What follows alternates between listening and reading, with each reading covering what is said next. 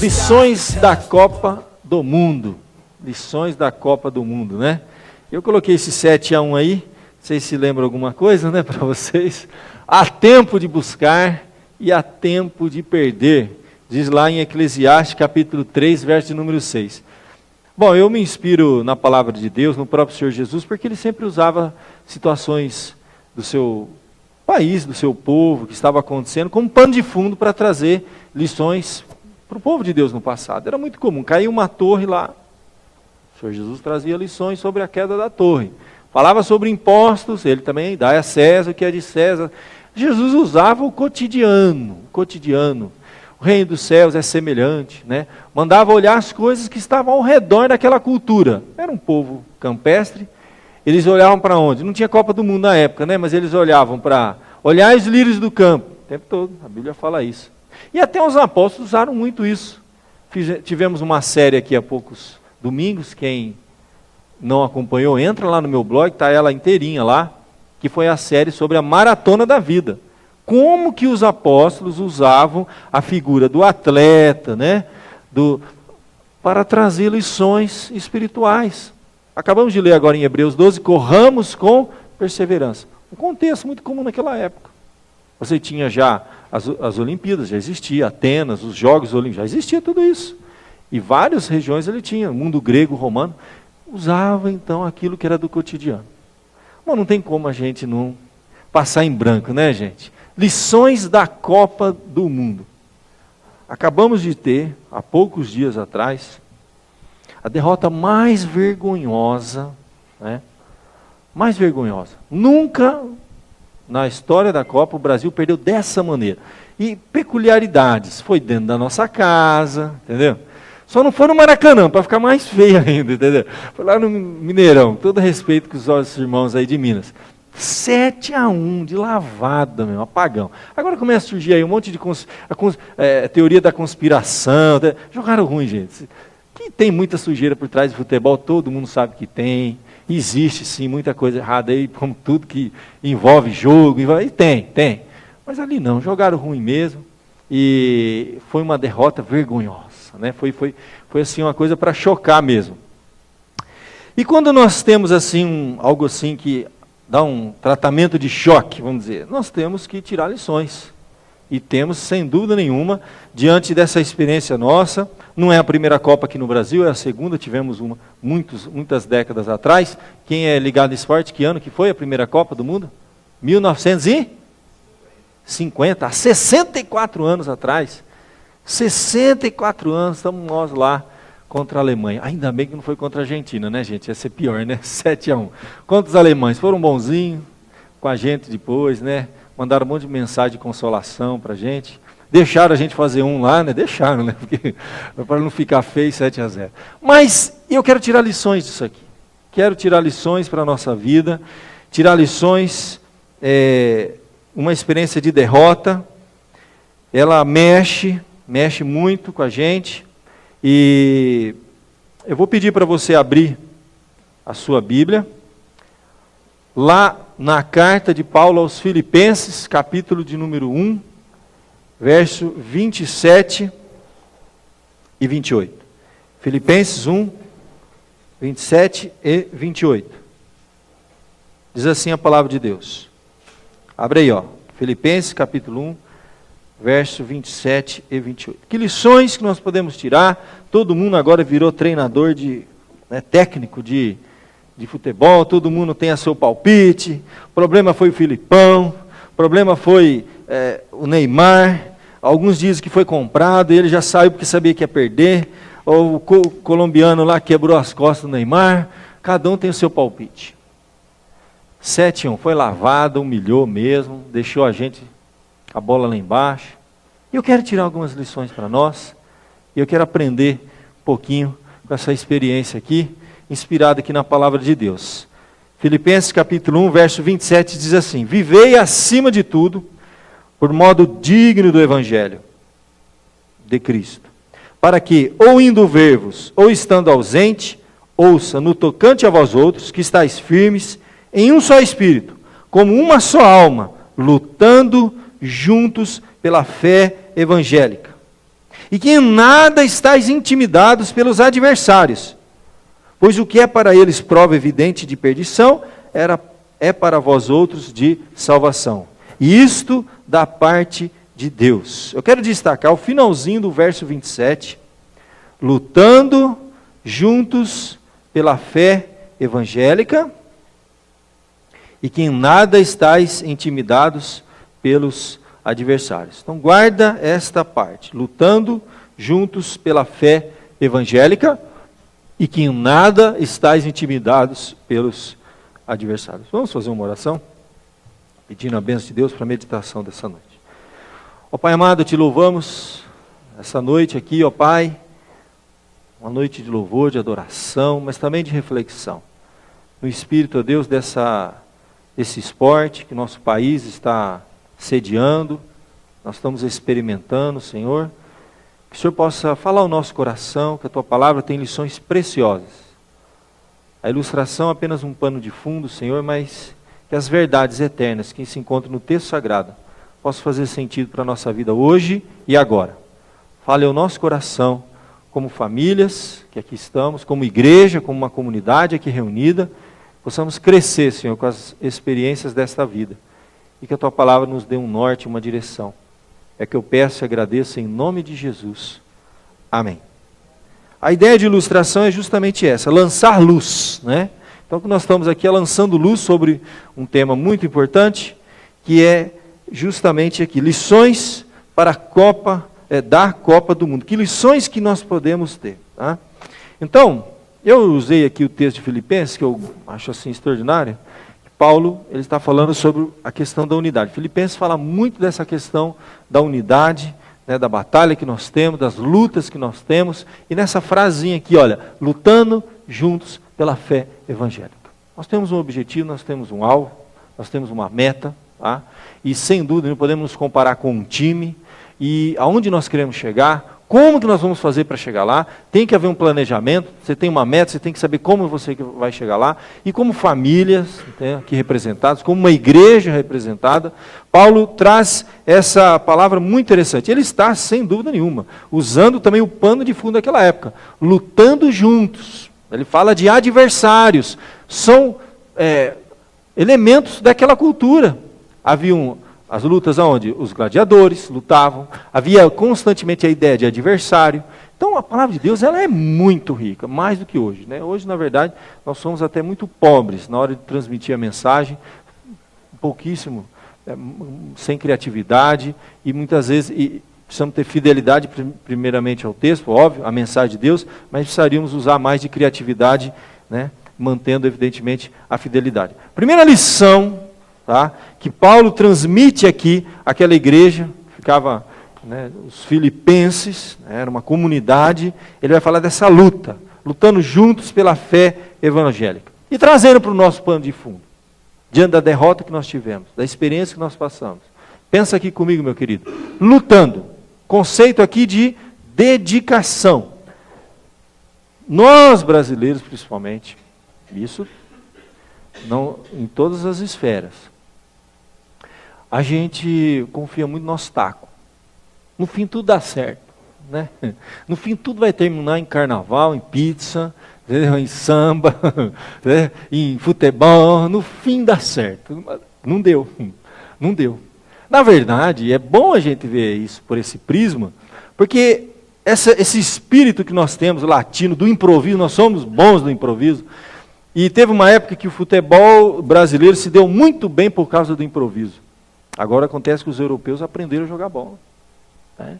Eles se prepararam para isso. E improviso não vai dar certo. E nas nossas lutas, nós temos muitas lutas, como filhos de Deus, lutas espirituais, o improviso não dá certo. Não dá certo não. Se não houver um planejamento, se não houver trabalho duro, entendeu? Nós não chegamos em lugar nenhum na nossa vida. Até porque nesse contexto que Paulo está falando, de adversários, a gente tem que lembrar o seguinte, a nossa maior luta é contra quem? Não é contra o sangue nem contra a carne, mas contra principados, potestades. Existe uma luta espiritual. E nós temos um adversário muito claro na Bíblia. É o adversário.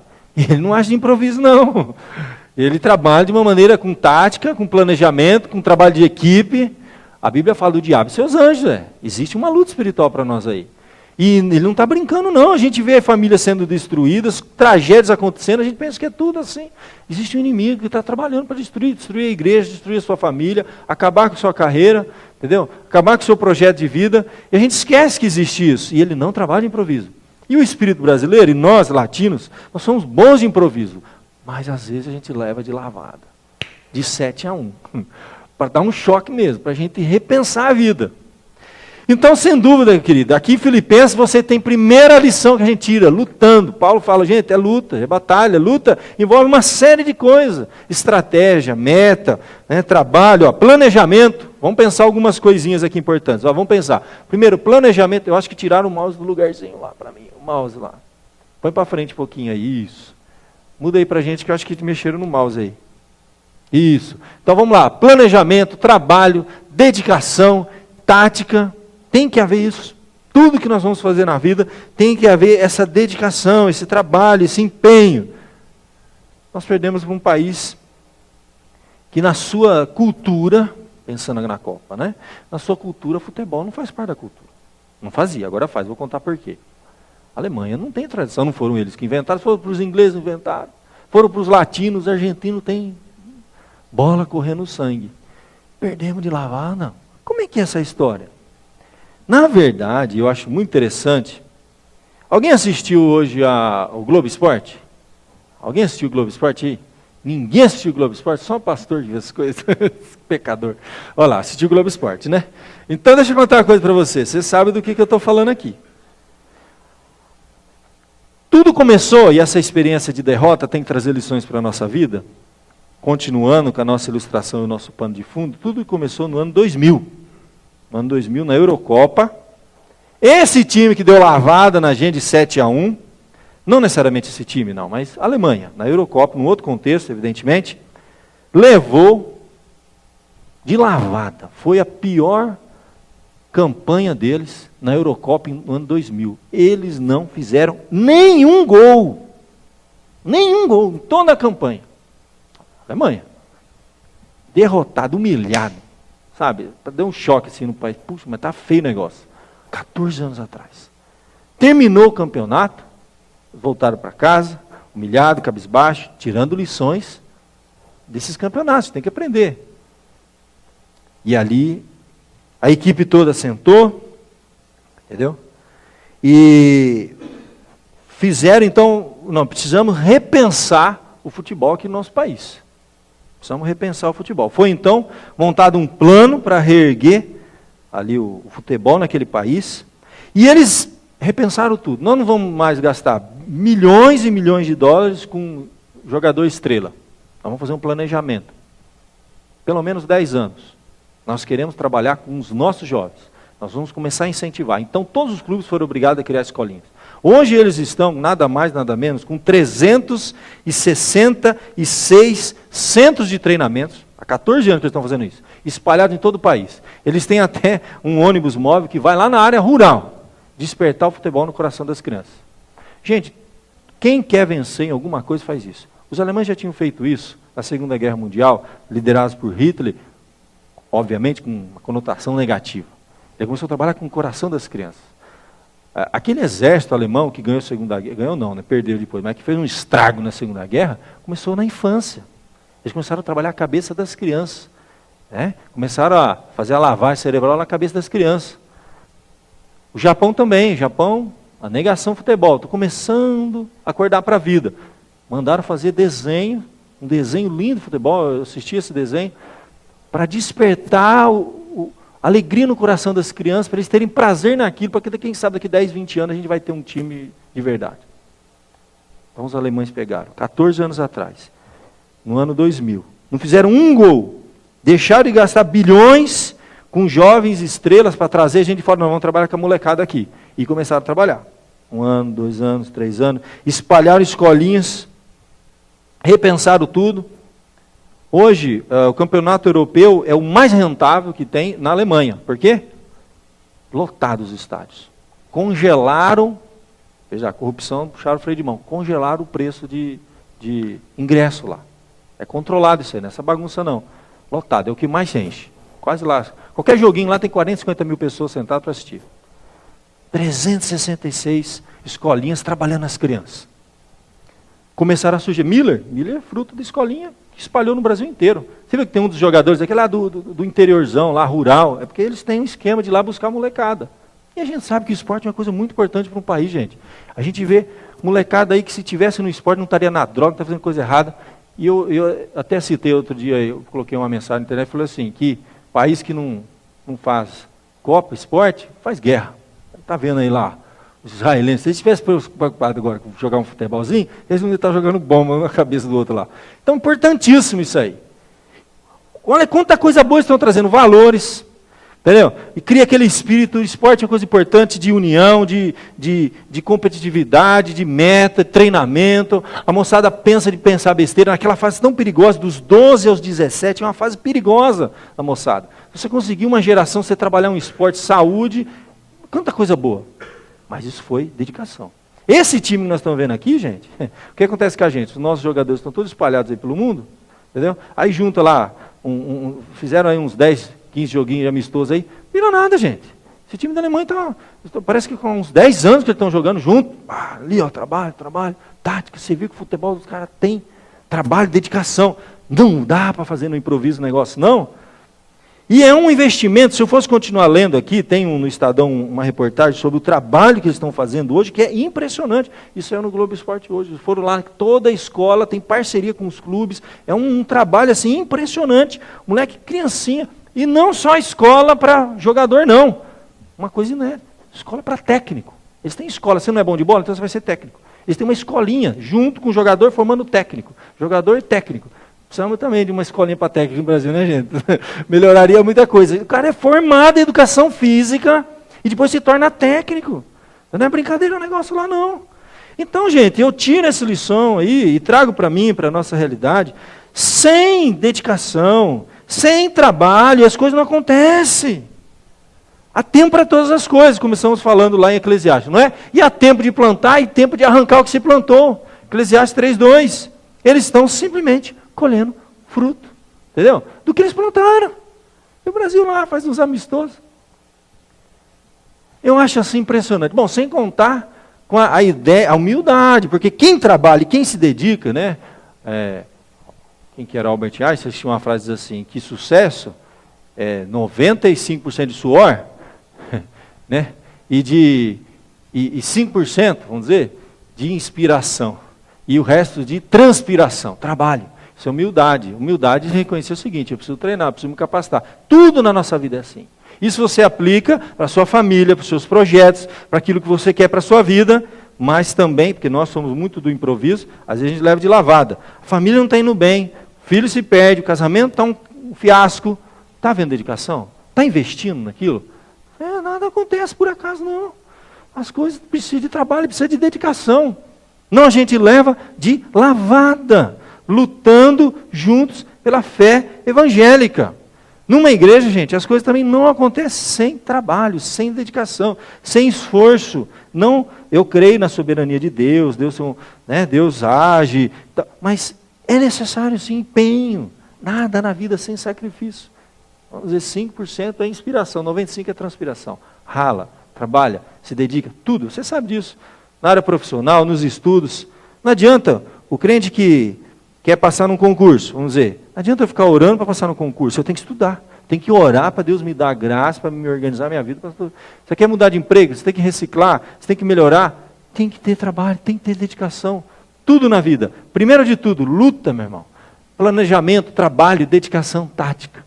Essa questão do improviso, às vezes dá certo, mas cada vez mais a gente está chegando à conclusão que o negócio não está indo bem, o negócio não está dando certo.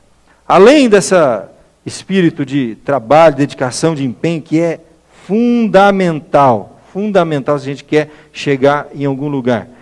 Há uma coisa interessante que acontece aí. Na sequência, você começa a ler, lutando o quê? Juntos. Olha a ênfase aí. Não dá para lutar separado. Não é cada um por si. Esse é um princípio muito claro na palavra de Deus. Lutando juntos pela fé evangélica. Trabalho de equipe, unidade, companheirismo. Eu vejo isso numa igreja, gente. Como que havia uma ênfase dos apóstolos nessa questão da unidade? É muito forte isso. São muitos textos da Bíblia que eles trabalham sobre essa questão da unidade.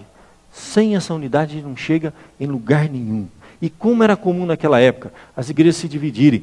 Paulo fala na carta dos Efésios, esforçando-se diligentemente por preservar a unidade do Espírito no vínculo da paz. A ideia de unidade. Nada, meus irmãos. A Bíblia chega a dizer assim, que nenhuma casa subsistirá, né, se não tiver união. Uma casa dividida não subsistirá. Uma família não subsiste. Uma igreja não subsiste. A ideia de trabalho de equipe. Quando a gente pensa para aquela, aplicando aqui para a nossa inspiração aqui, esse pano de fundo que a gente está vivendo, da Copa, foi uma coisa que marcou muito. Quando você viu o jogo da Alemanha, apesar de ter lá algumas estrelas, mas o foco não girava em torno da estrela, não. Eu até vi uma imagem que eu achei muito interessante, que é assim, ó, o Brasil tem Neymar, Portugal tem Cristiano Ronaldo, a Argentina tem Messi, e a Alemanha tem uma equipe, tem um time. Eles têm uma equipe, eles têm um time. Na vida tudo é assim, gente. Cada vez mais nós estamos vivendo uma época que centralização do poder numa pessoa. Entendeu? O brasileiro ele tem esse problema. O brasileiro ele gira em torno de personalidades. Isso não é só no esporte, não. Isso a gente vê na política. O cara está voltando aquela pessoa, mas não sabe o que está por trás, não sabe as ideologias que estão por trás, não sabe quem está por trás. Quando você vai eleger um presidente, você tem que saber quem é o vice-presidente, quem é a equipe dele, o que eles vão fazer. E a gente está descobrindo cada vez mais as pessoas mais íntimas daquela pessoa, liderança, culta personalidades, né? Meu irmão, o problema estava lá. Entendeu? O problema estava lá. Nós não temos, né? Ó, Brasil tem Neymar, Cristiano Ronaldo, Argentina, Messi, um time. E olha que é um país caracterizado por quê? Divisão. Esse país era dividido em duas partes. Você tinha a Alemanha Oriental, a Alemanha Ocidental. E no meio, o que dividia essa Alemanha? Hã? Você sabe que em cada ônibus das seleções tinha uma frase, né? Aí você tem a frase lá. Vocês viram as frases quais que eram? Isso aí já saiu há muitos meses atrás, quando foi decidido as frases que iam ser colocadas. Eu achei muito interessante. Então você tem lá, na Espanha, isso aí, ó, nariz empinado, né? Campeão. A última Copa foi a Espanha, ganhou, né? Então lá, em nosso coração a paixão de um campeão. Somos campeão, já foi para casa rapidinho. O campeão. Portugal, passada a história, futura vitória. Cristiano Ronaldo se olhando lá no telão, enquanto ele levava gol. Foi embora para casa. Brasil, prepare-se. Esse aí chutando, o Hexa está chegando. Eles jogando lá ontem, no sabadão, e o Hexa está chegando. Nem terceiro, gente, foi quarto. Agora, o que estava escrito na Alemanha? Uma nação. Um time. Um sonho. Qual o conceito deles? Unidade. Equipe. A diferença é enorme, gente. Cadê o pessoal aqui? Não, o negócio é campeão, vitória, o Hexa, tá aí. Foi tudo embora para casa. Aí, ó, campeão da Espanha, Portugal, nariz empinado, Cristiano Ronaldo, Brasil, Neymar, quebraram ele, acabou. Agora a equipe, quebrar uma equipe é um negócio diferente. Uma nação. E outrora era dividida em duas. A Alemanha Oriental e a Alemanha Ocidental. Eles sabem muito bem que não tem como chegar em lugar nenhum, gente. Foi um país dividido, um país sofreu muito, não chegou em lugar nenhum, porque estava dividido. E a Bíblia diz, uma casa dividida não subsistirá. Está na Bíblia, é um princípio. Um princípio que a Bíblia constantemente esforçando diligentemente para preservar a unidade no Espírito, no vínculo da paz. E por fim, gente, havia uma meta, havia um objetivo. Entendeu? Tem que ter uma meta, tem que ter um objetivo. Precisamos ter o mesmo objetivo, um alvo em comum. No texto bíblico está escrito o quê? Lutando juntos pela fé evangélica. Nós temos um alvo. Quando há esse espírito de equipe, gente, é maravilhoso isso. Aí não tem o que a gente chama de fominha, não tem um banheiro, não tem toda essa turma aí que vai... Todo mundo quer fazer gol, né? E ninguém chega em lugar nenhum. Equipe não. A gente vence quando a equipe está indo para frente. A igreja é a mesma coisa. Quando a igreja está indo para frente. Quando todos estão indo para frente. Não tem um que é melhor do que o outro. Não tem estrela. Não. O negócio não está centralizado numa pessoa. É a igreja. É o espírito de equipe. Só que quando chega nesse ponto aí, gente, tem que ter um objetivo. Objetivo em comum. Olha que Paulo parece que está tratando de algo aqui, nessa passagem que eu acho lindo em Filipenses, que é redundante, gente. Lutando, todos juntos, pela fé evangélica. E nada temendo o adversário. Aí não é para temer o adversário, porque está a unidade. Um objetivo em comum. E olha que coisa interessante. precisamos ter o mesmo objetivo. Numa igreja, evidentemente, o objetivo não é a glória de uma estrela. A glória de quem? Primeira coisa, glória não é de ninguém aqui, glória de Deus. Tudo é para a glória de Deus. O Espírito é esse, começa aí. É o crescimento do corpo de Cristo. A Bíblia trabalha muito com essa ideia de corpo. Né? É o crescimento do corpo de Cristo. É necessário trabalho, sim. Cada um tem que ver a sua parte. Como você está trabalhando? O que você tem feito pela fé evangélica? Como você tem se dedicado? O que você tem investido?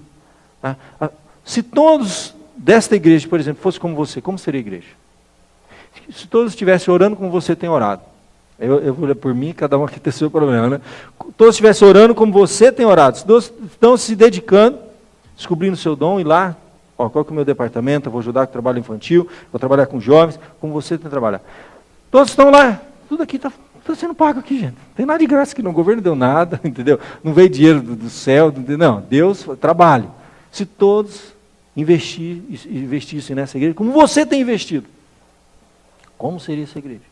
Tem esse jeito não, tem jeito não. Trabalho de equipe, trabalho duro, suado e com um objetivo, um alvo em comum. O alvo deles é pegar e levantar a taça. O dinheiro, gente. Infelizmente, o que estragou esse esporte tão bonito foi dinheiro. A gente sabe disso.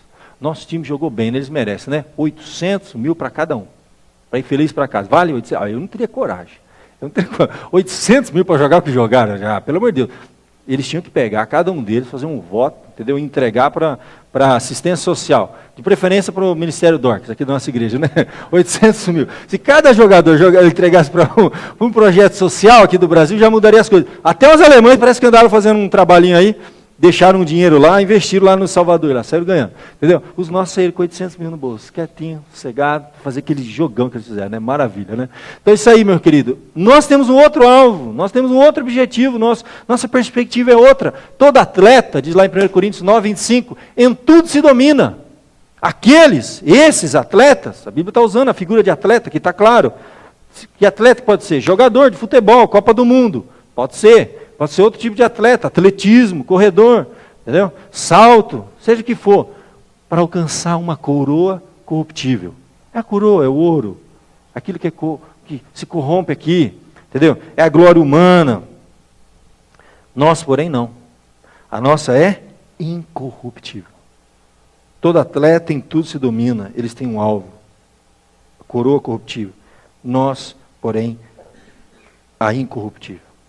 Temos que ter o mesmo objetivo.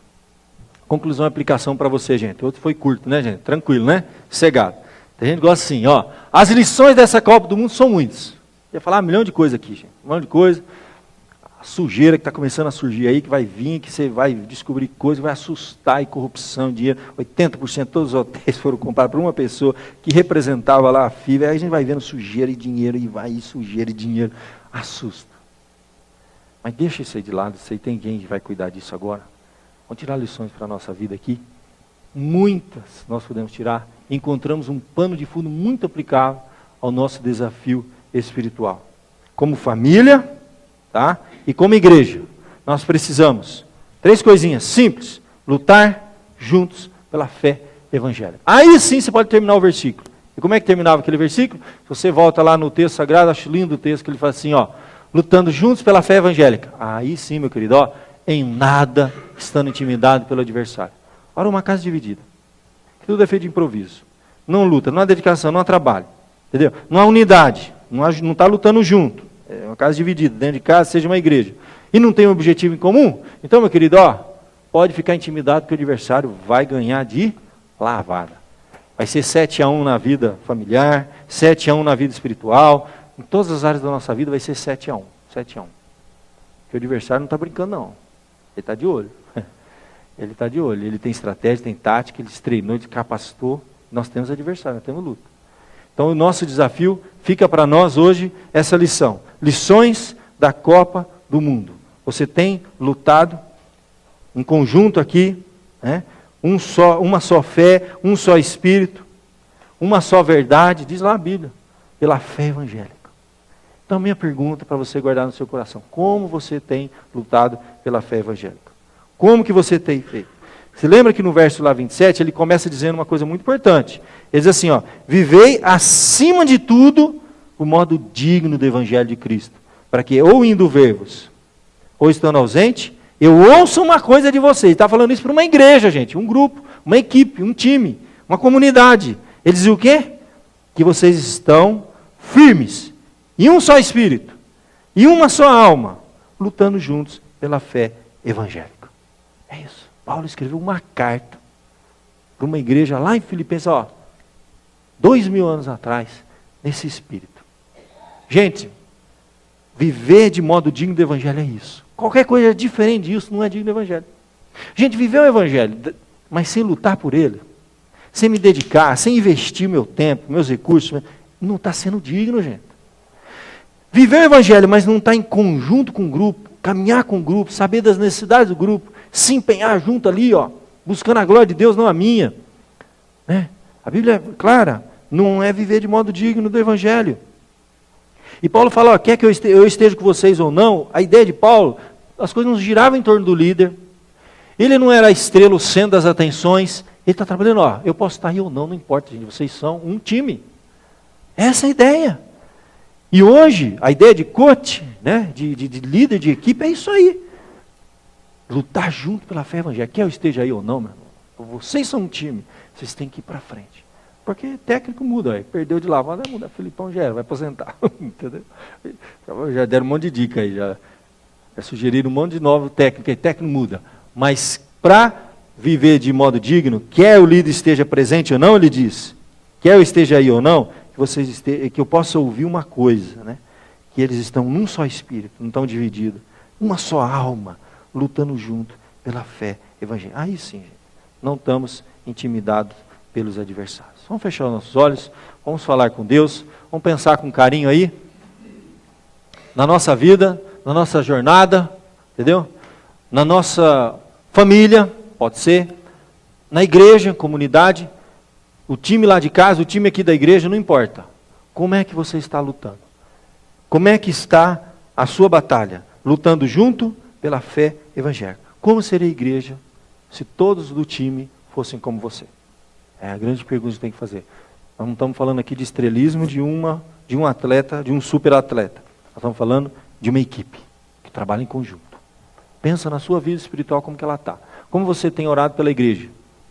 Pelo trabalho, por aquelas pessoas que estão exercendo determinadas funções. Como você tem desenvolvido seus dons? Como que você tem dedicado? Você está lutando pela fé evangélica? Gente, porque se a gente não está fazendo isso, a gente está trabalhando contra o time. Né? Entrar no time e ficar lá, ser um peso morto, atrasando, vai levar de lavada. Você tem que perguntar para você, pessoal, cada um coloque diante de Deus e pergunta, como eu tenho lutado pela fé evangélica?